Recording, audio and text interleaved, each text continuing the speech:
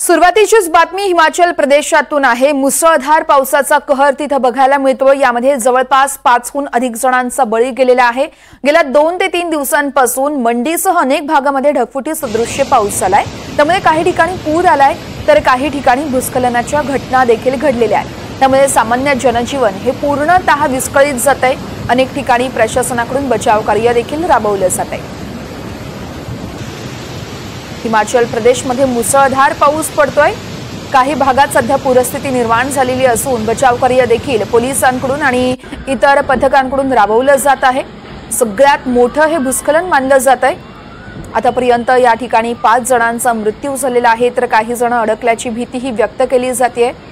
जवळपास 5हून अधिक जणांचा बळी गेलाय। गेल्या 2 ते 3 दिवसांपासून मंडीसह अनेक भागात असा ढगफुटी सदृश्य पाऊस होतोय। त्यामुळे काही ठिकाणी पूरही आलाय तर काही ठिकाणी भूस्खलनाच्या घटना देखील घडलेल्या आहेत। सामान्य जनजीवन त्यामुळे पूर्णतः विस्कळीत झालंय। प्रशासनाकडून खबरदारी घेण्याचं आवाहन स्थानिक नागरिकांना केलं जातंय।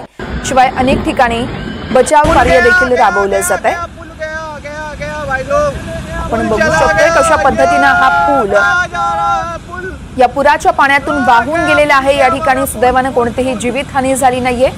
मात्र भूस्खलनाच्या अनेक घटनांमुळे घरांचं मोठ्या प्रमाणात नुकसान झालंय।